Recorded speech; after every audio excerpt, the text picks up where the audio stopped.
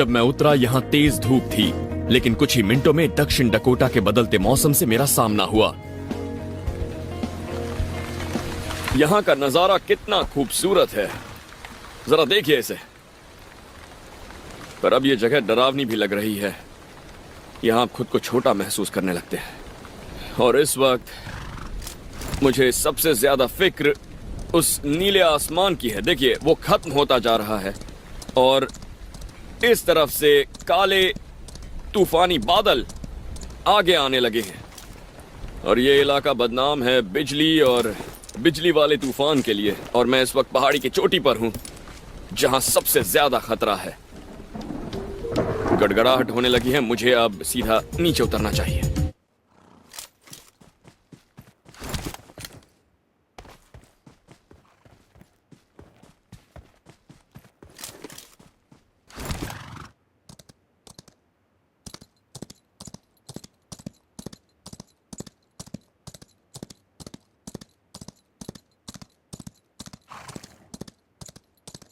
दुनिया का सबसे डेडलीस्ट एनिमल है बूस एलिफेंट, जिसे अफ्रीकन सवाना एलिफेंट भी कहते हैं। ये सभी हाथियों की स्पीशीज में सबसे गुस्सैल, ताकतवर और बड़ा हाथी है। इनमें मेल्स का वजन 6800 किलो से भी ज्यादा हो जाता है। और अब तक का सबसे भारी रिकॉर्डेड बूस एलिफेंट 11,000 किलो और शोल्डर तक 13 फीट ऊंचा था। मेल बूस एलिफेंट का अगर एक बार मूड खराब हो जाता है तो धरती पर कोई ऐसा जानवर नहीं है जो इनकी फिजिकल स्ट्रेंथ के आगे एक सेकंड भी टिक पाए। अगर जिराफ कहोगे तो इस वीडियो में देख लो, एक धक्के में जिराफ की पूरी जिंदगी खत्म कर दी। ध्यान से देखो, इस बूस एलिफेंट ने अपनी मुड़ी हुई लंबी टस्क से जिराफ के आते ही बाहर निकाल दी। अगर आपके दिमाग में राइनो टैंक आ रहा है तो हाथियों से 3 गुना ज्यादा छोटे हैं, जिन पर एक बार हाथी अपना सारा वजन डाल देगा तो इनकी सभी हथेलियां टूट जाएगी। और रही बात शैतान हिप्पो की, तो इन्हें तो ये अक्सर सबक सिखाते रहते हैं।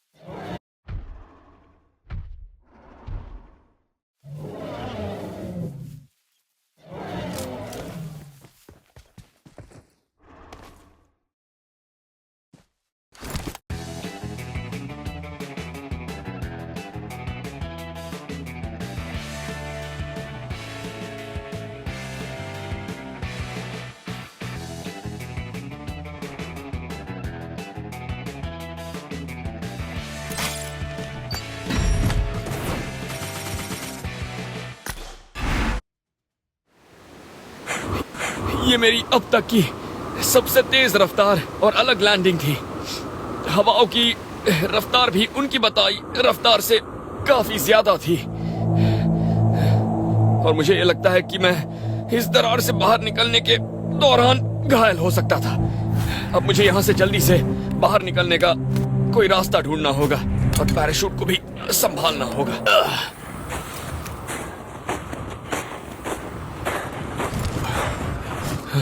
बाप रे, पिछले कुछ घंटों के दौरान इस खाई में मेरी रफ्तार बहुत धीमी हो रही है। मैं यहाँ आया था ये सोचकर कि शायद आगे नज़ारा अलग होगा, कोई छोटा मोटा गांव होगा जहाँ मुझे हॉट चॉकलेट मिलेगा। मैं सोच रहा था कि मुझे शायद कुत्तों के भौंकने की आवाज़ सुनाई दी, जिसका मतलब पहाड़ी गांव की मौजूदगी। लेकिन यहाँ हवा तेज़ है, बहुत ठंड है और नीचे देखने पर नज़ारा कुछ ऐसा है। ये बर्फ से भरी एक बहुत ही बड़ी और खाली वादी है। हाँ, बेशक ये बहुत खूबसूरत है, लेकिन ये मेरे लिए खराब नजारा है। जल्द ही रात हो जाएगी और तापमान बहुत गिर जाएगा, तो मुझे इस पहाड़ से जाते वक्त शरीर से सटा लूंगा ताकि बर्फ पिघल जाए। मुझे लगता है कि सुबह के करीब 2 बज चुके हैं और मैं रात को करीब 9 बजे सोया था, लेकिन उसके 1 घंटे बाद ही मेरी नींद खुल गई क्योंकि बहुत ज्यादा ठंड लग रही थी और छत का यह हिस्सा अब ढहने लगा है। मैंने इसे ठीक से बनाया नहीं था। अब मैं अपनी उंगलियों और अंगूठे को लगातार हिलाने की कोशिश कर रहा हूँ और आज की रात वाकई बहुत मुश्किल से कटने वाली है। जल्दी जल्दी कैमरा लाओ। वो देखो, वहां सामने देख रहे हो, वादी के उस पार कुछ दिख रहा है। देखो देखो, वहां कुछ है। वो क्रॉस कंट्री स्कीयर्स हैं, धीरे धीरे ढलान से नीचे आ रहे हैं और हमें ऐसे ही किसी नजारे का इंतजार था। मैंने कई दिन से किसी भी इंसान को नहीं देखा है, तो मेरे लिए ये बहुत ही बड़ी बात है। और वो जहाँ जा रहे हैं वहाँ जरूर इंसानी बस्ती होगी। अगर हम इस वादी को किसी तरह से पार कर लेते हैं और उनके पीछे पीछे जाते हैं तो हम भी यकीनन घर पहुंच जाएंगे और वो भी सुरक्षित। और ऐसा ही हुआ। ये एक बहुत ही मुश्किल सफर साबित हुआ। ठंड भी थी।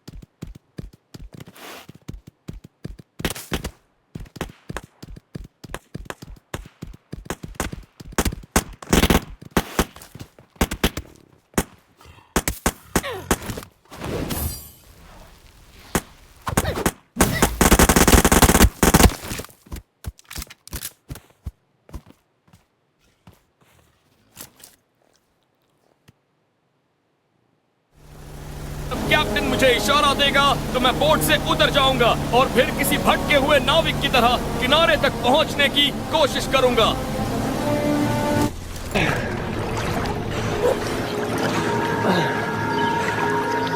मैं इस नदी में ज्यादा देर रुकना नहीं चाहता। मुझे जल्दी से किनारे पर जाना होगा। दलदल के गहरे पानी में बहुत बड़े खतरे मौजूद होते हैं। पायलट ने बताया था कि इस दलदल में कई एलिगेटर 20 लाख से ज्यादा और जो सबसे बड़े आकार का एलिगेटर मिला था वो 19 फुट लंबा था और इसीलिए मैं इस नदी से जितना जल्दी हो सके बाहर निकल रहा हूं। 2006 में कुछ ही दिनों के अंदर फ्लोरिडा में एलिगेटर्स ने 3 लोगों को मार दिया था। यहां मुझे चौकन्ना रहना होगा।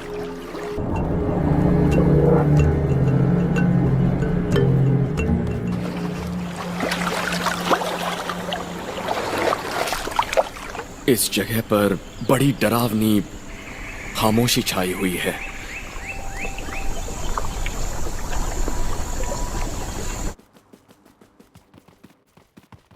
करीब 1 दशक पहले दुनिया का सबसे बड़ा हीरा पाया गया था। दुनिया के सबसे बड़े हीरे का नाम कलिनन डायमंड है।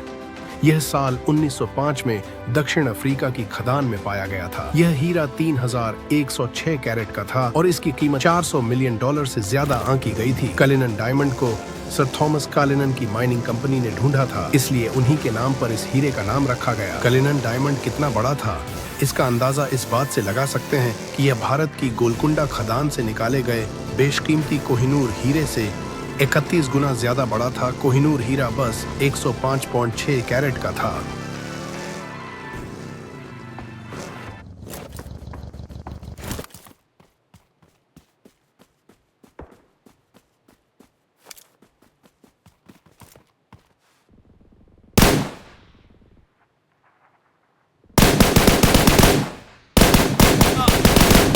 हमारा एक्सट्रैक्शन पॉइंट यहाँ से 22 किलोमीटर दूर घने जंगल के बीच है। वहाँ तक जाने का रास्ता भी घने जंगल से होकर जाता है, जो बेहद मुश्किल है और ऐसे जानवरों से भरा है जो आपको खाना चाहते हैं। रास्ते में मैं एस्टन को कुछ जरूरी सर्वाइवल स्किल्स सिखाऊंगा। उन्हें नदियों की भूल भुलैया से नेविगेट करना होगा, एक बेहद मुश्किल मैंग्रोव स्वैम्प को पार करना होगा और गहरी खाई में उतरना होगा। कैंप में मैं एस्टन को स्किल्स सिखाऊंगा जिसमें महारत हासिल करने में जंगल कमांडो को भी महीनों लग जाते हैं। फिर दूसरे दिन उन्हें एक ऐसी चुनौती का सामना करना होगा जिसका सामना आज तक मेरे किसी मेहमान ने नहीं किया है। लेकिन पहले हमें हमारा गियर ढूंढना होगा। तुम्हें पता चला वो कौन सा पेड़ है? वेल, मैंने कोशिश की। वो वहाँ मुहाने के पास एक बड़ा सा पेड़ था। उस पेड़ के नीचे। ओ, वहाँ पर एक बोट है। हाँ, तुमने हमारा सामान ढूंढ निकाला। क्या हम इस कनू में जाने वाले? हम इस घने जंगल से जितना हो सके उतना बाहर रहेंगे, तो इस कनू का इस्तेमाल करके नदी में आगे जाएंगे। ये वैसे नहीं है जो मैंने आज तक चलाई है। अरे इसमें नेट भी है। 2 नेट, इससे हम मछली पकड़ेंगे। और माचिस का डिब्बा। ओ बढ़िया, इन्हें सूखा रखना। लेकिन इसमें सिर्फ एक ही तीली है। सिर्फ एक? तो इस एक तीली से हम एक अंगार जला लेंगे और फिर उस अंगार की मदद से और आग जलाएंगे। हम उसे संभालेंगे। ये मशरूम हमारा फायर स्टार्टिंग टूल होगा। लेकिन एक मिनट, हम उस अंगारे को रखेंगे कहाँ पर है? हम उसे अपने बैकपैक में रख सकते तुम एक अंगारे को अपने बैग में रखकर घूमोगे? हाँ, कोई दिक्कत नहीं होगी। एक तीली के भरोसे नहीं रह सकते। ह्यूमिडिटी या बारिश में ये खराब हो सकती है, तो हम फंगस को जलाकर इसे रैप करके प्रोटेक्ट कर सकते हैं। ये तीली बहुत छोटी है। अगर बारिश आई या पानी चला गया या फिर ह्यूमिडिटी ज्यादा हो गई तो ये गीली हो जाएगी और फिर बेकार। तो हम इसके सहारे नहीं रह सकते? हाँ, इसके सहारे बिल्कुल नहीं रह सकते। बढ़िया। ये होने वाला है एस्टन का पहला सर्वाइवल चैलेंज। सबसे पहले तो हमें तैयार रहना है और पक्का करना है आग हवा से बची रहे। ठीक है। इन्हें माचिस की एक तीली का इस्तेमाल करके इस मशरूम को जलाना है और फिर रास्ते के लिए उसे बचा कर रखना है। हमारे पास एक ही मौका है। Okay, ready? हाँ, ठीक है। ओह यस, हो गया, हो गया, हो गया।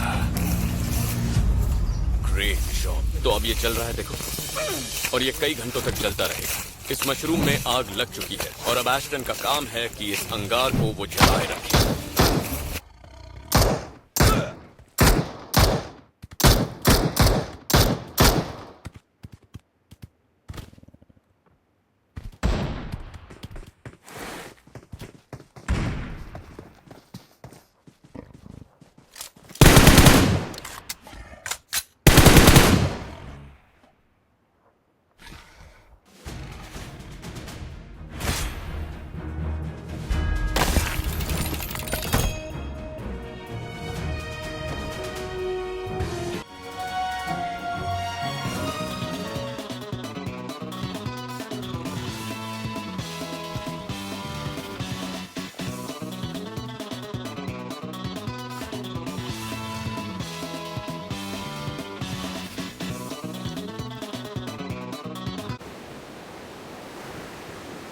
आप कितनी देर तक -50 डिग्री सेल्सियस को बर्दाश्त कर सकते हैं? हम रशिया के साइबेरिया क्षेत्र के उत्तर में स्थित याकुतिया के कैपिटल याकुत्स्क शहर में हैं। ये ऑफिशियली दुनिया का वो शहर है जहाँ सबसे ज्यादा ठंड होती है। याकुतिया में अब तक का सबसे कम टेम्परेचर -71.2 डिग्री सेल्सियस रहा है। जब मैं यहाँ पहुँचा, भले ही मैंने कितने ही दिनों तक रिसर्च क्यों न की हो, लेकिन फिर भी मैं पूरी तरह से चौंक गया था। मुझे अचानक ऐसा महसूस हुआ जैसे याकुत्स्क जाने का मतलब है बर्फ के नरक में जाना। हम किस जगह पर आ गए हैं? मुझे आइस वाले गिलास से कुछ भी नजर नहीं आ रहा है।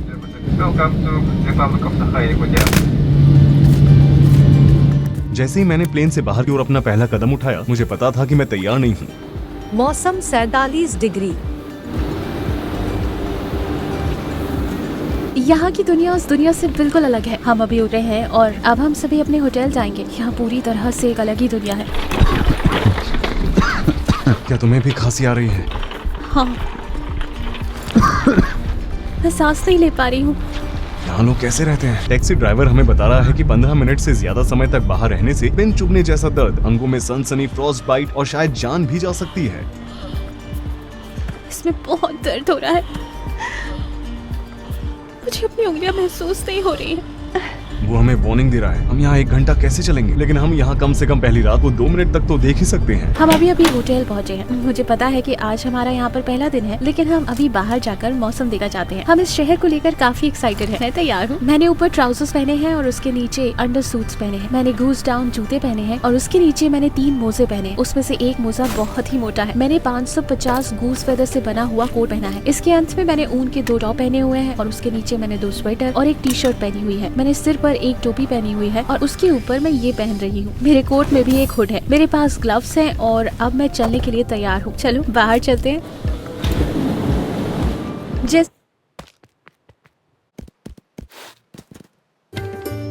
एशियाई शेर अफ्रीकी शेर से छोटा होता है और इनकी मेन यानी अयाल बहुत ही अलग होती है। अफ्रीकी शेर की शानदार अयाल की तुलना में इनकी अयाल छोटी, बिखरी हुई और गहरे रंग वाली होती है। इसका नतीजा ये है कि नर एशियाई शेर के कान पूरे समय दिखते रहते हैं।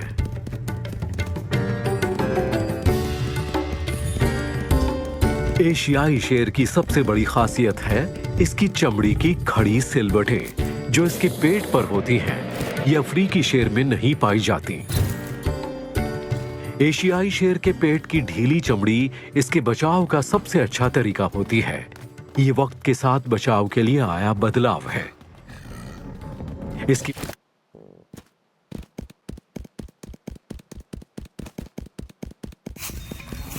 कपड़े अच्छे से झाड़ लो। ठीक है। मैं इसे अपने बैग में रख लेता हूँ। Here we go. टर्माइट्स खाने से एस्टन और मुझे आगे बढ़ने की ताकत मिली है। चलो आगे बढ़ो। लेकिन अभी हमें जंगल में और आगे जाना है।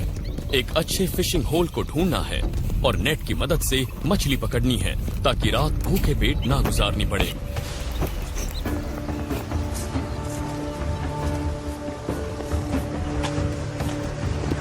हाँ देखो जरा। हाँ वैसे जगह तो काफी अच्छी है। शायद कुछ खाने को मिल जाए, लेकिन जल्दबाजी नहीं करेंगे। चेक करेंगे कि ये सेफ है या नहीं, फिर रात के खाने का इंतजाम करेंगे। ठीक है। ये नदी ज्यादा गहरी नहीं लगती। नेट की मदद से मछलियां पकड़ी जा सकती हैं और उन्हें किनारे लाया जा सकता है। ये अब भी मगरमच्छों का इलाका है। अच्छा, वाकई में? मेरा एक रूल है, मगरमच्छों के बारे में पता ना होने से अच्छा है कि पता कर लो। हाँ, बस चौकन्ने रहना और मेरे साथ रहना। मैं मगरमच्छ के साथ कुश्ती नहीं करूंगा। मेरे पास चाकू है, लेकिन वो चाकू और मुझे दोनों को खा जाएगा। मैं नहीं हूँ। मैंने बीच हाउस में खरीदा है।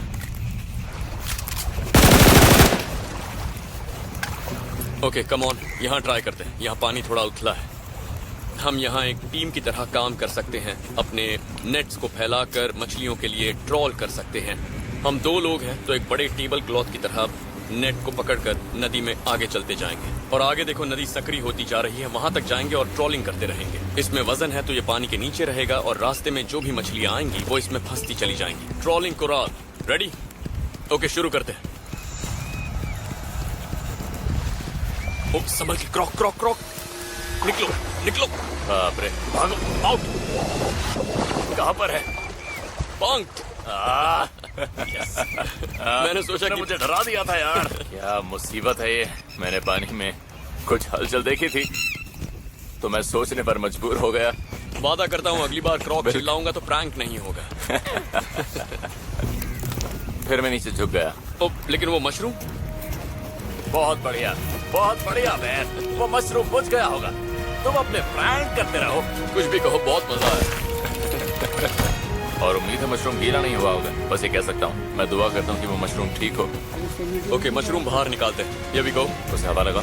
ओके, ये देख, अरे वाह, अभी भी धुआं निकल रहा है। That's good. मैं हैरान था कि वो छोटा अंगार अभी भी जल रहा था। बहुत अजीब।